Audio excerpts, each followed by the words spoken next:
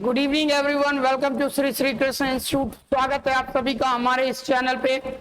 और आज हम लोग नॉन टेक अग्निवीर की सेट नंबर 7 डिस्कस करने वाले हैं। तो आइए शुरुआत करते हैं। पहले बड़े क्वेश्चंस को छोड़ देते हैं, छोटे वाले क्वेश्चन को देखते हैं। तो 6 नंबर क्वेश्चन से शुरुआत करते हैं। देखो, परपेचुएट का मतलब हिचकिचाना होता है। सैक्रिफाइस का स्पेलिंग गलत है, SACRIFICING होगा। वाई के जगह आई बदल दोगे सही हो जाएगा। ऑप्शन बी गलत है। बाकी सब अपने अर्थ में सही है। राइटियस का मतलब सही होता है और रेस्टोरेंट डाइवर्जेंट का मतलब हो जाएगा संयम। नेक्स्ट वर्ड पर आते हैं। अगला वर्ड है हमारा सिनोनिम ऑफ द वर्ड। क्या, किस वर्ड का? तो जेनेरस। तो जेनेरस का पहले हिंदी होता है बाबू उदार। सेम मीनिंग में आएगा तो लिबरल मतलब उदार होता है। मैलेवोलेंट, मैलेवोलेंट का मतलब होता है ईर्ष्या। उसके बाद आ जाए सिंगी का बदबूदार। और रेस्टोरेंट तो अभी अभी ऊपर पड़ा था, नीचे फिर वही है संयम, कंट्रोल्ड। इस अर्थ में ये आ जाएगा। अगला वर्ड कह रहा है सिनोनिमस ऑफ मिटिगेट। ये गलत लिखा हुआ है मीनिंग जी, ये मीनिंग गलत लिखा हुआ है। सही मीनिंग होगा यहाँ पर म्यूटिनियस, MUTINUOUS। म्यूटिनियस का मतलब होता है विद्रोही। ठीक है।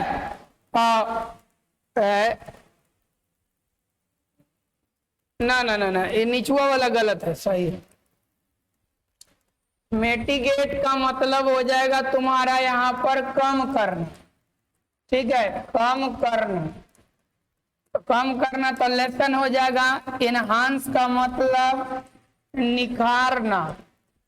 ऑगमेंट मतलब बढ़ाना और एग्रावेट मतलब भी बढ़ाना होता है। स्पेलिंग सुधार देना। ठीक है, क्लियर हो गया है। आगे आते हैं। नेक्स्ट क्वेश्चन आपका आया। ये वाला क्वेश्चन में हम बोल रहे थे गलती है। इसमें तुमको मिटिगेट के जगह MUTINUOUS, म्यूटिनियस का मतलब विद्रोही होता है। म्यूटिनियस का विद्रोही होगा तो उल्टा फेथफुल वफादार हो जाएगा। ये भी स्पेलिंग गलत है। अनरली, अनरली का मतलब अशिष्ट। ठीक है। अगला वर्ड है रेसिप्रोकल। ठीक है, तो रेसिप्रोकल का पारस्परिक, पारस्परिक। उसके बाद एक वर्ड मीनिंग आपका आ गया है इंसर्जेंट। ठीक है, तो इंसर्जेंट मोटा मोटी मीनिंग देखोगे तो इसका मतलब भी सेम होता है, विद्रोही। तो सिनोनिम ये पूछा था, एंटोनिम, एंटोनिम पूछने की वजह से 10 नंबर आंसर हमारा सही हो जाएगा। अब आ जाते हैं नरेशन। चेंज द फॉलोइंग, निम्नलिखित को चेंज करो। He said what are you doing. तो बाबू सेड को आस्क्ड में बदलेंगे क्योंकि क्वेश्चन मार्क लगा है। तो ही में क्वेश्चन मार्क लगा है तो ही आस्क्ड। अब वहां तो पूरा वाक्य को पॉजिटिव में लिख देंगे तो आई वाज गोइंग लिखा हुआ है, सब टाइपिंग वे गलत, डूइंग होगा। Option C. चलिए नेक्स्ट आइए।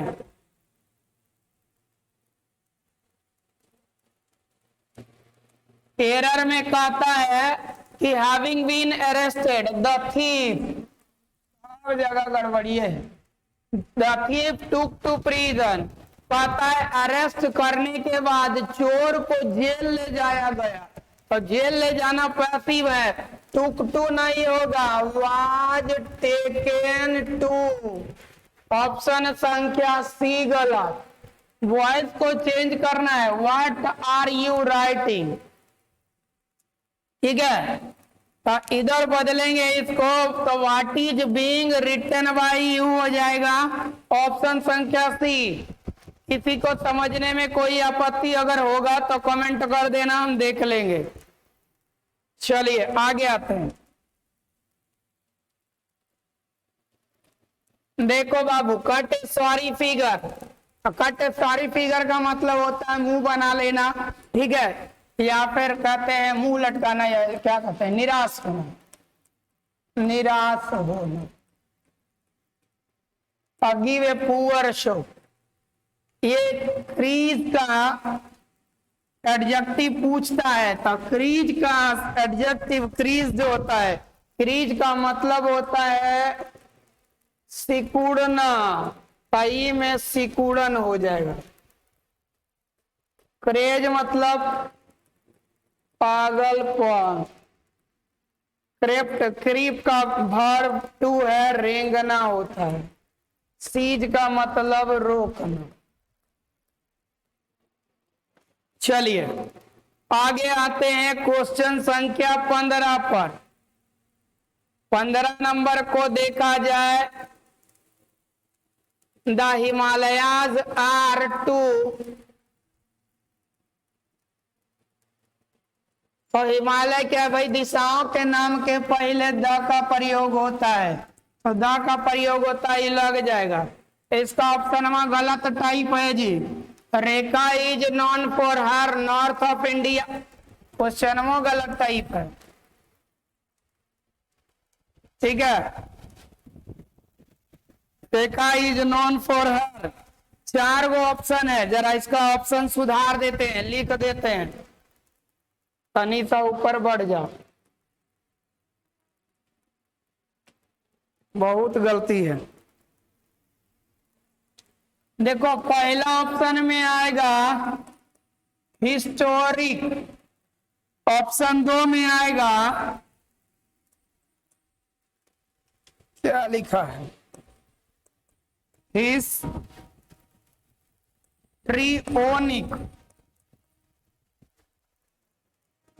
तीसरा जो होगा ये होगा हिस्टोरिकल, और चौथा जो होगा ये होगा ह्यूमिलिटी। एक एक करके सबका मीनिंग देख लो। इतिहास से संबंधित, आई ऐतिहासिक, ऐतिहासिक, ये हो गया आपका संयम, या एक और मीनिंग होता है रंगमंच, और इसका मतलब विनम्रता। तो रेखा इज नोन फॉर, तो रेखा अपनी की वजह से जानी जाती है, तो रेखा अपनी विनम्रता की वजह से जानी जाती है, ह्यूमैनिटी इसका सही आंसर होगा। आगे क्वेश्चन पर आया जाए।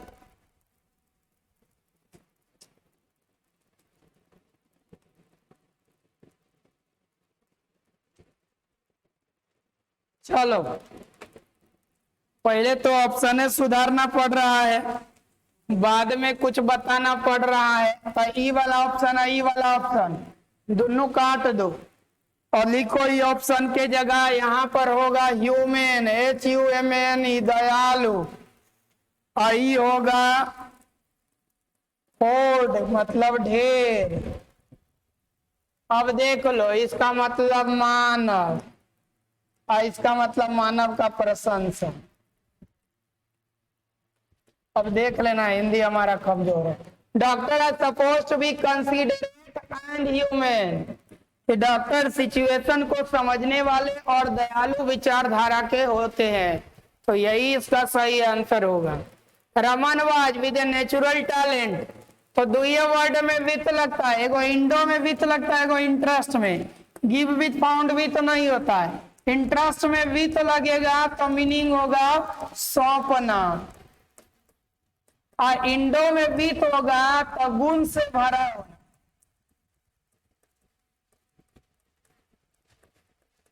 भाई musical natural talent for music के गुण है, तो इंडो भी तो लगा देना। नेक्स्ट आते हैं,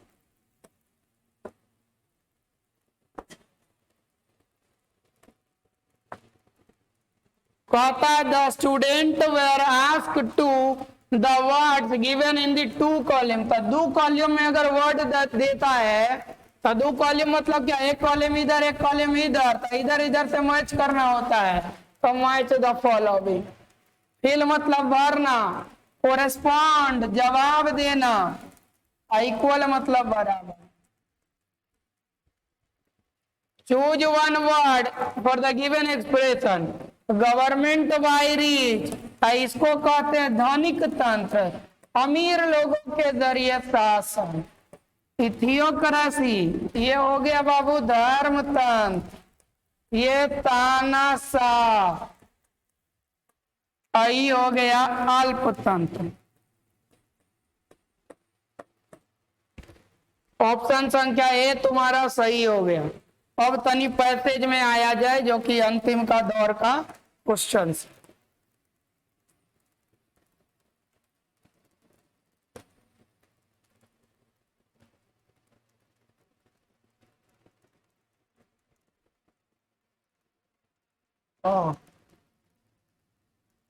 पहले पढ़ लेते हैं फिर डायरेक्ट आंसर देते चलेंगे।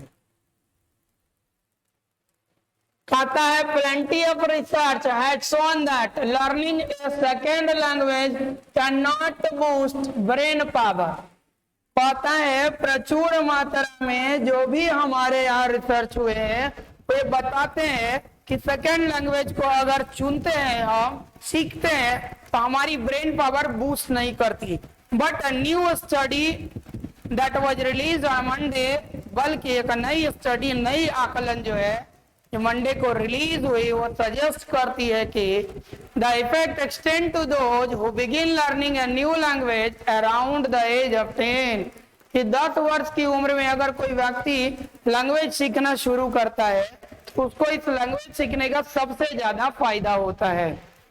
आगे कहता है the study published in proceeding of national academy of science showed that, पता वो अध्ययन आकलन जो कि नेशनल एकेडमी ऑफ साइंस की प्रक्रिया में पब्लिश किया गया, तो ये बताता है कि people who began learning English around the age of 10 and what emerged in the language, which means that they heard and used it in daily life, showed improvement in structure of brain, so white matter compared to people who grew up speaking only English and did not learn a second language। बड़ा लंबा line है।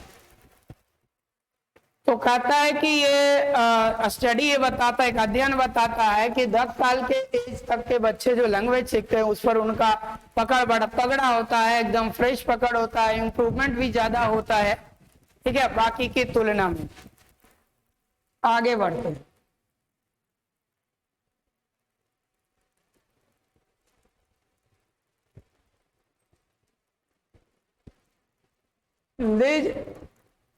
Higher level of structural integrity in areas responsible for language learning semantic process। Typing बहुत गलती है जी। तो कहता ये जो higher level of structural integrity है ये आपके एरिया पर डिपेंड करते हैं, लैंग्वेज पे डिपेंड करते हैं और उसके हिसाब से बाकी परिस्थितियों पर डिपेंड करते हैं। Researcher studied brain scans of 20 people. अब रिसर्चर ने 20 लोगों का ब्रेन स्कैन किया all around the age of 30, 30 साल के उम्र के लोगों का, who had lived in Britain for at least 13 months, जो ब्रिटेन में लगभग 13 महीनों तक रहे। They had all started learning English as a second language around the age of 10। ये सब ने क्या किया कि 10 की उम्र में अंग्रेजी सीखना दूसरे लैंग्वेज के तौर पर शुरू किया। Their imaging analysis were compared to 25 people of similar age who spoke only English।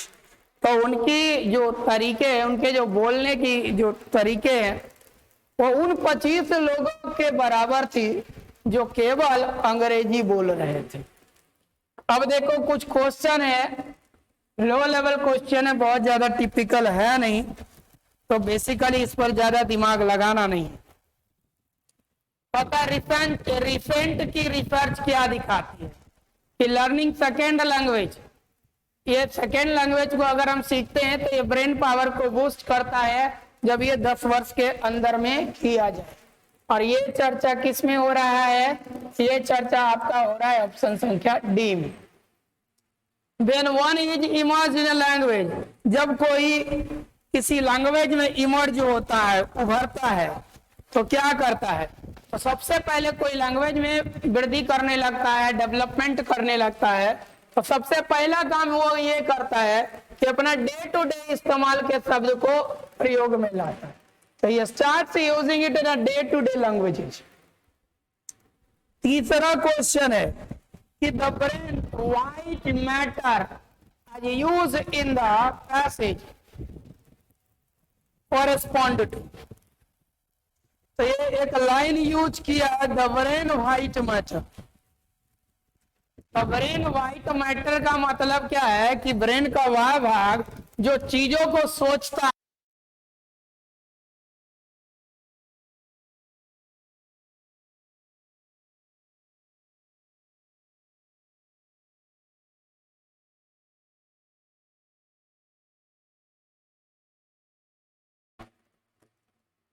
what do you mean by the word semantic as used in the passage?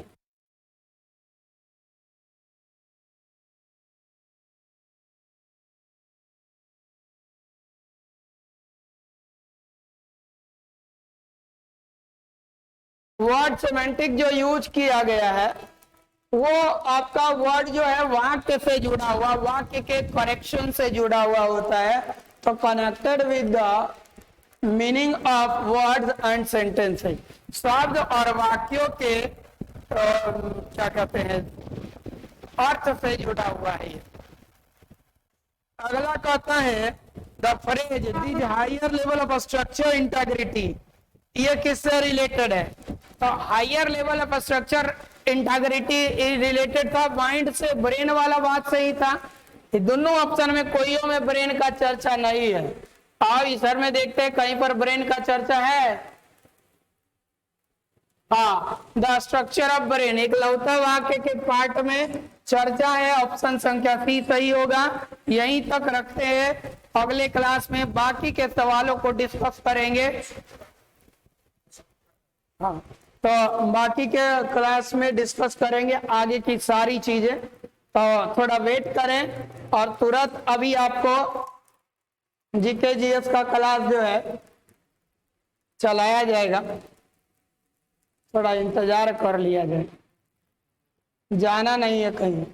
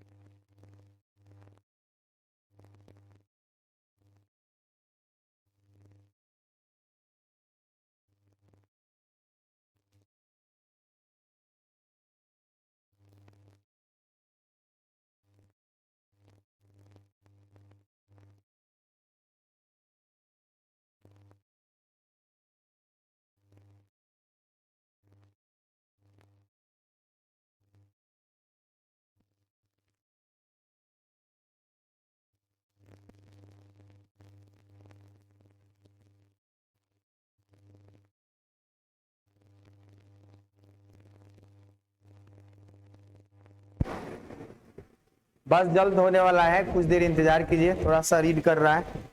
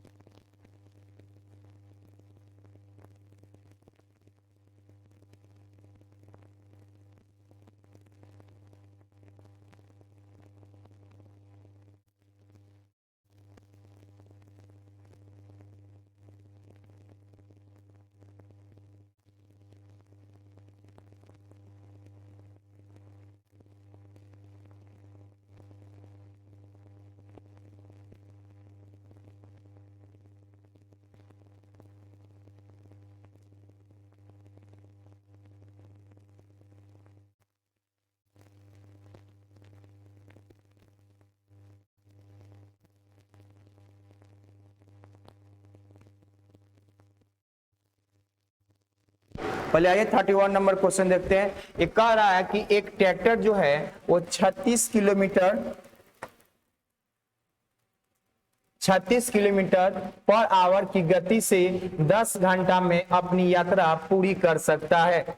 यदि उस दूरी को 8 घंटा में पूरा किया जाना हो तो ट्रैक्टर की गति क्या होगी। देखिए यहाँ पर एक स्पीड दिया हुआ है और एक समय दिया हुआ है, तो हम डिस्टेंस यानी दूरी निकाल सकते हैं। क्या निकाल सकते हैं? डिस्टेंस यानी दूरी निकाल सकते हैं। तो दूरी बराबर क्या होगा, तो आपको 36 किलोमीटर पर आवर मल्टीप्लाई कर देंगे 10 से, तो ये जो आएगा ये क्या आएगा, आपका दूरी आएगा। अब कह रहा है कि इसकी स्पीड बताइए, आगे की 10 घंटा में कितना देर में पूरा करेगा, 8 घंटा में, सॉरी। तो स्पीड बराबर क्या होता है, दूरी बटा समय, यानी आपको दूरी बराबर क्या होता है, सॉरी ये क्या लिखा हुआ है, गति लिखा हुआ है। गति पूछा जा रहा है, नहीं स्पीड पूछा जा रहा है, यानी स्पीड जो पूछा जाता है चाल बराबर क्या होता है, दूरी बटा समय। तो दूरी इतना है, समय कितना है 8, तो 8 से क्या कर देंगे, भाग दे देंगे। ये 4 हो जाएगा और ये 5 हो जाएगा, ये 9 चौका 36 यानी 9 पचे 45, तो 45 हो जाएगा आपको किलोमीटर पर आवर स्पीड हो जाएगा। ठीक है, यानी हमने बनाया कैसे, तो एक स्पीड दिया हुआ था और एक समय दिया, दोनों को मल्टीप्लाई कर दिए तो टोटल डिस्टेंस में से और ये टाइम से भाग दे दिए तो क्या निकल गया, स्पीड निकल गया। तो आइए देखते हैं अगला सवाल जो है। देखिए अगला सवाल है आपके, कितने मूलधन का 6% वार्षिक ब्याज की दर से 10 वर्ष में साधारण ब्याज आपको 120 रुपया प्राप्त होता है। यानी साधारण ब्याज दिया है आपको 120 रुपया, मूलधन हमें मालूम करना है यानी पी हमें मालूम नहीं है, आर है 6% और समय कितना है 10%, तो पता क्या कर देंगे, 100 कर देंगे, क्योंकि साधारण ब्याज बराबर होता है मूलधन गुणे दर गुणे समय बटा 100 होता है, फॉर्मूले है। देखो एक जीरो से एक जीरो कैंसिल हो गया, अब ये हो गया 6 दूना आपको 12 और ये जाके जीरो इसमें गुणा हो जाएगा, तो आंसर क्या हो जाएगा 200 रुपया। यानी इसका मूलधन कितना आ गया 200 रुपया, तो इसे याद रखेंगे मूलधन कितना आया 200 रुपया। आइए देखते हैं अगला नेक्स्ट सवाल। ठीक है, नेक्स्ट सवाल जो है कह रहा है कि कि एक पायदान को 72 रुपया बिक्री करने पर बढ़ई को 10% की हानि होती है। देखो बिक्री करने का मतलब हुआ यहाँ पर दिया है बेचना यानी सेलिंग प्राइस दिया हुआ है और 10% हानि। तो पहले हम इसका निकाल लेंगे क्रय मूल्य। तो क्रय मूल्य निकालने के लिए हमने बताया था जब भी आपको सीपी मालूम है तो ये एसपी में इसका होल वैल्यू का उल्टा गुणा करेंगे तो आपको सीपी मालूम हो जाएगा।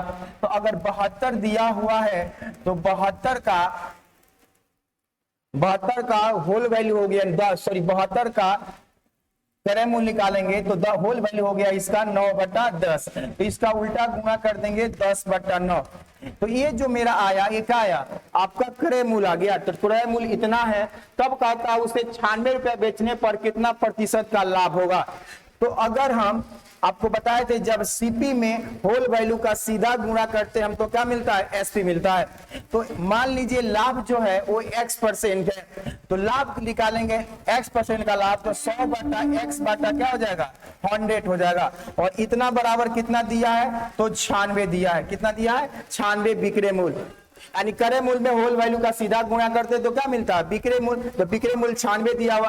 अब देखिए क्या करेंगे ये 9 और 6 72 कट जाएगा आसानी से कट सकता है। अब ये देखिए आपको ये वाला 8 ऊपर है इसके बराबर में 96 तो 8 एकम में 8 8 दूना 16 12 मिनट में ये भी कट गया। और ये देखिए 1 0 से 1 0 ये भी कट गया और ये 10 में ऊपर जाएगा तो क्या हो जाएगा 120। क्या हो जाएगा इधर हो जाएगा 120 और इधर है आपका 100 प्लस x। तो x बराबर क्या हो जाएगा ये 100 जाके उधर माइनस हो जाएगा तो x बराबर कितना आ जाएगा 20 यानी लाभ कितना होगा 20 यानी 20% उसका क्या हो जाएगा लाभ हो जाएगा। 20% क्या हो जाएगा लाभ हो जाएगा। ये आइए देखेंगे अगला सवाल है। देखिए अगला सवाल है कि ए और बी क्रमशः 30 और 45 मिनट में पानी की एक टंकी को भर सकते हैं। अगर सी भी है सी उतना समय में उसे निकाल सकता है और तीनों एक के साथ खोल दिए तो इसके लिए हम लोग क्या करेंगे आपको एक जो है इसको एक मान के 1/30 प्लस 1/45 और एगो क्या करता है उतना घटाता है तो सी को लिख देंगे 1/60। अब इस सबका एलसीएम निकाल लेंगे। जब इसका एलसीएम निकालेंगे तो क्या आएगा तो हम लोग इसका एलसीएम निकालेंगे 30 और 45 और 60 का एलसीएम कितना हो जाएगा। तो इसका एलसीएम हो जाना चाहिए आपको अगर 180 एलसीएम रखते हैं तो 30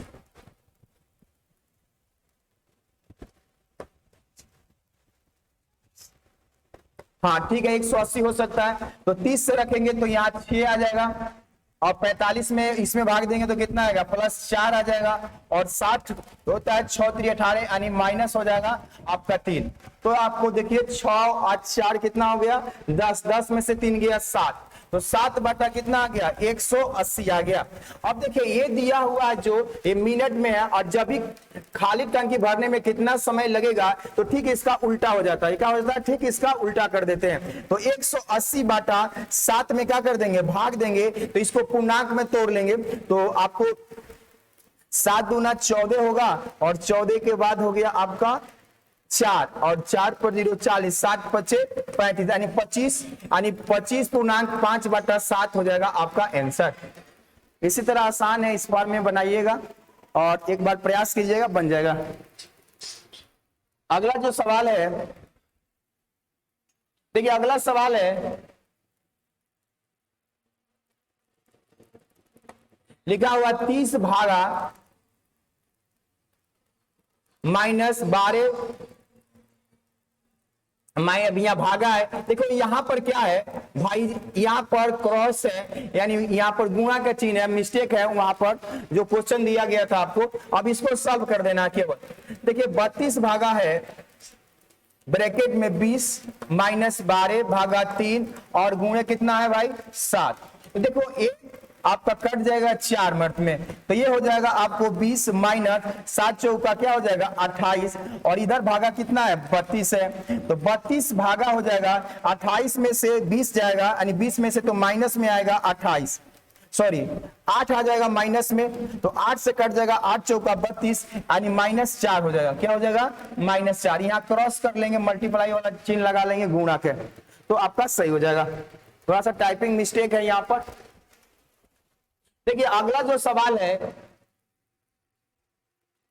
तो यहां पर भी एक टाइपिंग मिस्टेक है मेरे भाई, इसीलिए सवाल बनाने में बहुत तकलीफ हुआ होगा आप लोग को। यहां पर भागा है, क्या है? भागा है। अगर भागा लगा देंगे तो सही हो जाएगा। कैसे बनाएंगे भाई? कहता है ये दिया हुआ है 42, प्लस के जगह पर क्या रखना है? भागा, तो भागा रख देंगे 6। उसके बाद कहता है भागा के जगह पर क्या रखना है? माइनस, तो इसके बाद माइनस रख देंगे 5। उसके बाद क्या रहा है? माइनस, तो माइनस के जगह क्या रख देंगे? गुणा 3। उसके बाद कह रहा है गुणा के जगह पर क्या लिखना है? प्लस, तो प्लस क्या कर देंगे? 70। अब इसका सॉल्यूशन निकाल लेंगे आसानी से। देखिए कैसे करेंगे भाई, ये जो कट जाएगा 7 में, -5 गुणे 3 प्लस क्या हो गया? 70। देखो प्लस 70 इधर है या प्लस इधर 70, तो कितना हो जाएगा? 77 और 5 तिहाई 15 माइनस कर देंगे, तो 7 में से 5 गया 2 और 7 में से 1 गया 6, यानी 62 हो जाएगा आपका आंसर। कितना हो जाएगा? 62 इसका आंसर हो जाएगा। ऐसे सॉल्यूशन कर सकते हैं। थोड़ा सा चीन में मिस्टेक है, और चीन में मिस्टेक होता है तो गलती हो जाता है। तो आइए देखते हैं अगला सवाल जो है।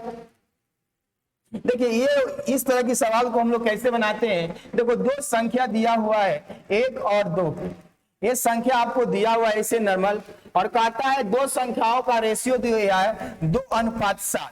जब उसमें 4 जोड़ा जाता है तो उनके बीच का अनुपात कितना होता है? 4:9। कब होता है? जब उसमें 4 संख्या जोड़ा जाता है, तो जब जोड़ा जाता है तब बदलता है। तो रेशियो में इसमें अंतर कितना होता है? देखिए दोनों में कॉमन है, 2 का अंतर है, यानी 2 का अनुपात में अंतर है, लेकिन संख्या कितना है? 4 है। तो अनुपात 1 का मान निकाल लेंगे तो कितना आएगा? 2 आ जाएगा। तब कह रहा है मूल संख्या निकालना, तो मूल संख्या क्या है? ए वाला है, तो मूल संख्या 1 हो गया 4 और 1 हो गया आपका 7 दूना 14। क्या हो गया?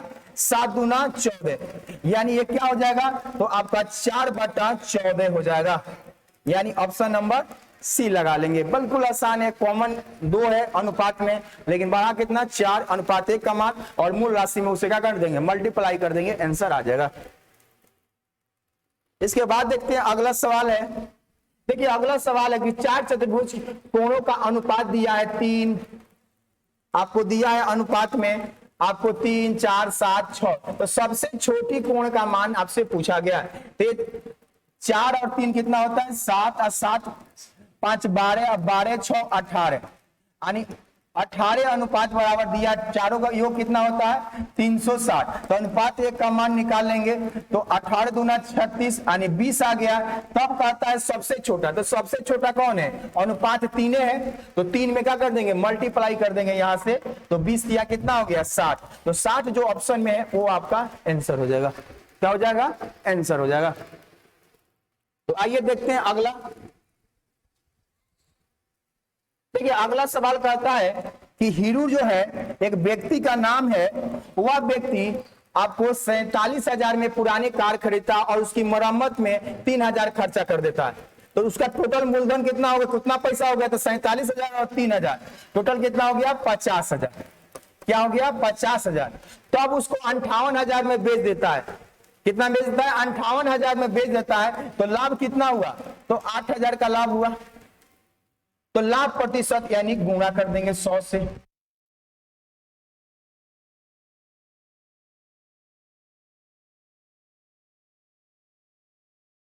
इनका लाभ यानी ऑप्शन नंबर डी हो जाएगा।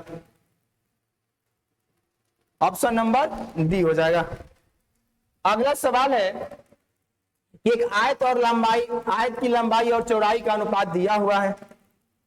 तो बिल्कुल आसान है, आयत की लंबाई और चौड़ाई दिया गया है आपको 3x प्लस इसको x कर लेंगे, इसको x, इसको 3x कर लेंगे, क्योंकि ये परिणाम बराबर होता है। परिणाम जब भी आयत का पूछता है 2 × L + B होता है, यानी लंबाई प्लस चौड़ाई। तो इतना बराबर दिया कितना है भाई? तो 96 मीटर दिया हुआ है। देखो 3x है और ये x है, तो कितना हुआ आप टोटल? तो आप याद रख सकते हैं 3 दूना 6 और 6 1, तो 3x और एक x है, तो इस 2 से तो कटिए सकता है, और कटा लेने के बाद जो मान आएगा उसमें क्या कर देंगे, आयत की लंबाई निकाल लेंगे। देखो आयत की लंबाई क्या,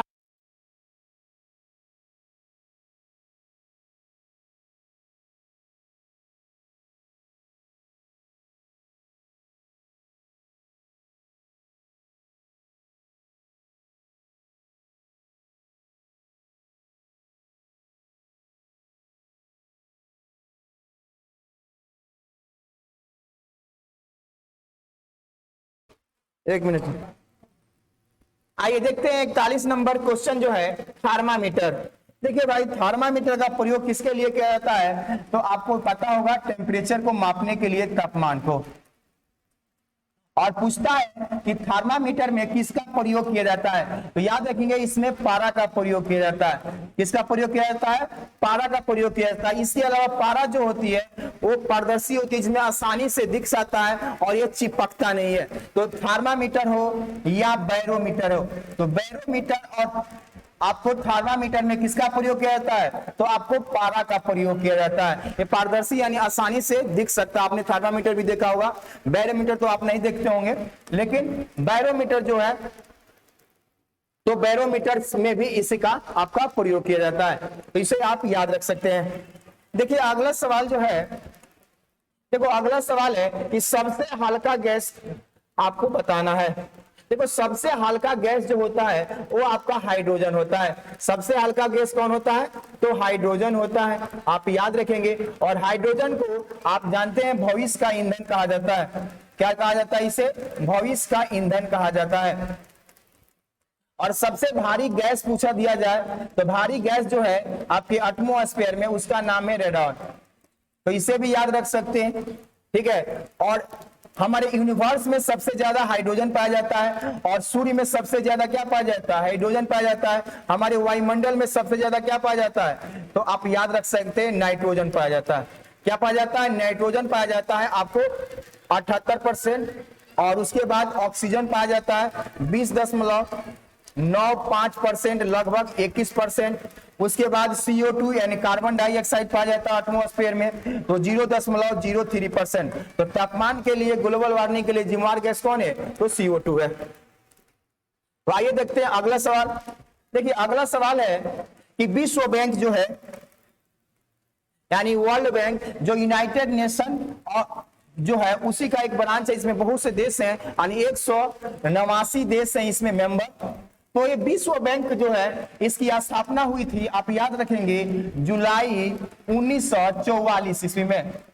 कब हुआ था, जुलाई 1944 ईस्वी में हुआ था। और इसका हेडक्वार्टर आपको अमेरिका की राजधानी जो है वाशिंगटन DC में, और यहीं पर आपको IMF का भी हेडक्वार्टर है, यानी इंटरनेशनल मॉनेटरी फंड, जिसे अंतरराष्ट्रीय मुद्रा कोष कहते हैं, जिसकी स्थापना 1945 में हुआ था।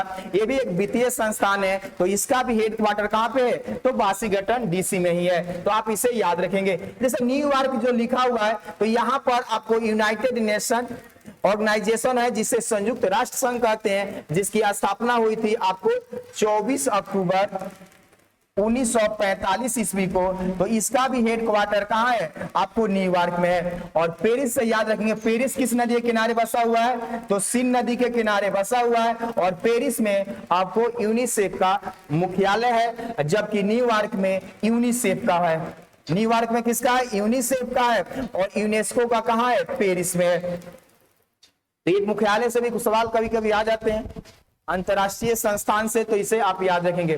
देखिए सार्क जो पूछा है, सार्क में कितने सदस्य देश हैं। देखिए the south Asian association regional cooperation होता है इसका फुल फॉर्म, इसको हिंदी में द फिक्स भी कहते हैं। तो सार्क में सदस्य देश जो हैं वो टोटल है आपको 8, यानी the south Asian association regional cooperation में कितने देश हैं, तो आपको 8 देश हैं। और ये 8 देश में आपका भारत, याद रखेंगे भारत है, प्लस बगल में आपका पाकिस्तान याद रख लेंगे, पाकिस्तान याद रखेंगे। उसके बाद अफगानिस्तान भी इसमें है, 2007 में अफगानिस्तान शामिल हुआ था। उसके अलावा अफगानिस्तान के से ऊपर पूरे बाउंड्री बना लीजिए, नेपाल है। नेपाल के अलावा आपका भूटान है, क्या है, भूटान है, प्लस आपका बांग्लादेश है, क्या है, बांग्लादेश है, और भारत के नीचे आएंगे तो एक श्रीलंका है और प्लस मालदीव है। कौन है, मालदीव।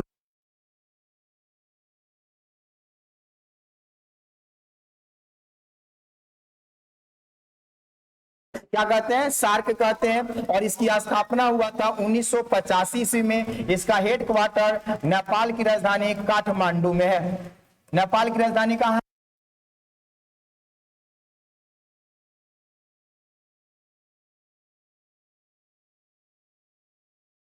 क्या है, 8। तो आइए देखते हैं अगला सवाल। देखो अगला सवाल है कि ईस्ट इंडिया कंपनी की स्थापना किस वर्ष किया गया था। तो बिल्कुल आसान सवाल आ गया था। ईस्ट इंडिया कंपनी की स्थापना जो किया गया था आपको 31 दिसंबर 1600 ईस्वी में किया गया था। आपको याद होना चाहिए इस कंपनी की स्थापना जब किया गया था तो महारानी एलिजाबेथ के द्वारा, महारानी एलिजाबेथ ने इसकी स्थापना,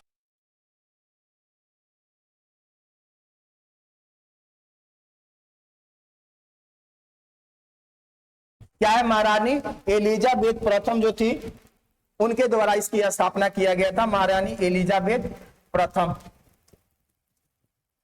एलिजाबेथ प्रथम जो थी, और इसका उद्देश्य था दक्षिण पूर्वी एशियाई देशों में व्यापार करने के लिए। सवाल कभी कभी पूछ देता कि ईस्ट इंडिया कंपनी की जब स्थापना हुआ उस समय मुगल शासक कौन थे। तो याद रखेंगे अकबर थे। कौन था, अकबर थे। और ईस्ट इंडिया कंपनी के एक दूत आए थे, राजदूत आए थे, जब ब्रिटेन के सम्राट जो थे जेम्स प्रथम ने अपना एक राजदूत भेजे थे भारत, जिसका नाम था कैप्टन हॉकिंस। क्या नाम था, कैप्टन हॉकिंस। ये 1608 में आए थे भारत में व्यापारिक छूट मांगने के लिए, आपको जहांगीर के दरबार में।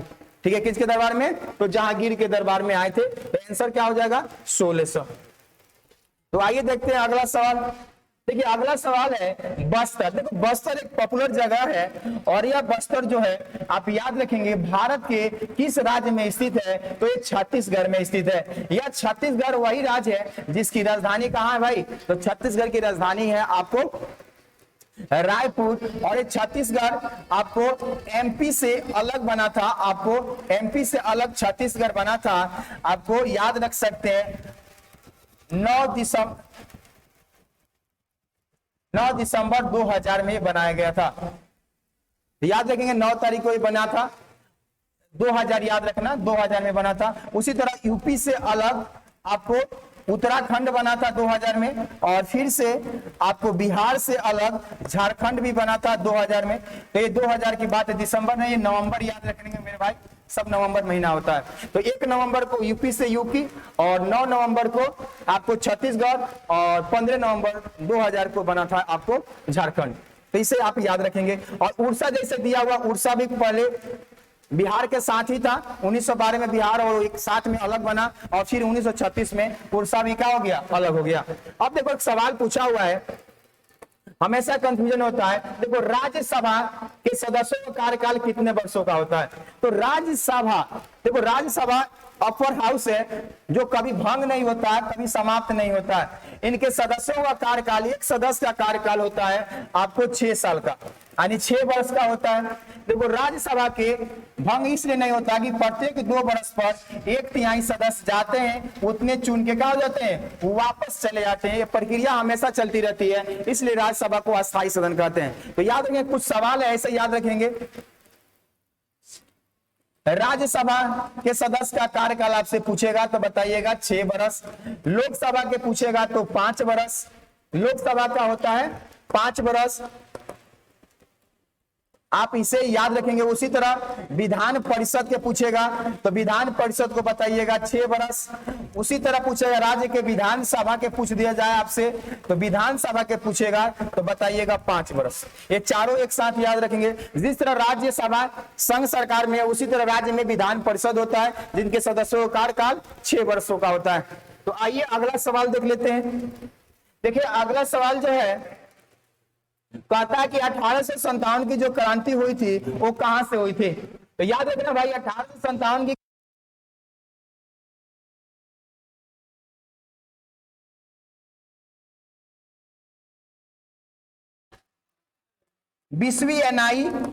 रेजिमेंट के पैदल टुकड़ी थी, उन्हीं के द्वारा 10 मई 1857 ईस्वी को विद्रोह कर दिया गया था।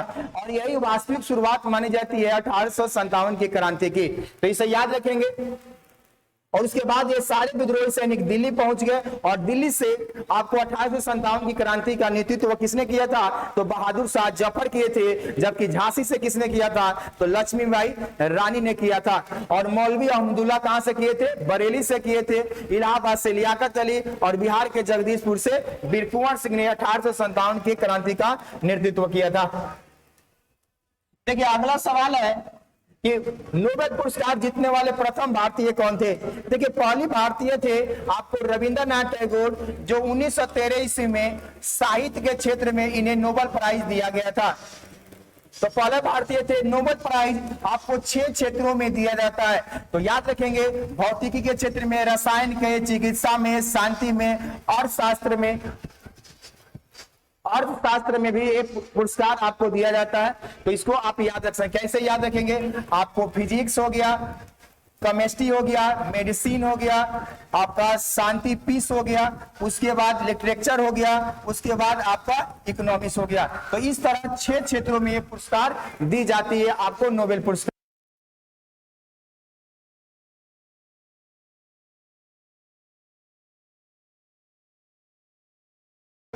मूल रूप से 98 में मिला था अमर्त्य सेन को कल्याणी अर्थशास्त्र को लिए, और 2004 में 14 में मिला था आपको कैलाश सत्यार्थी को मिला था शांति के क्षेत्र में। तो ये चार व्यक्ति मूल रूप से जो भारतीय थे।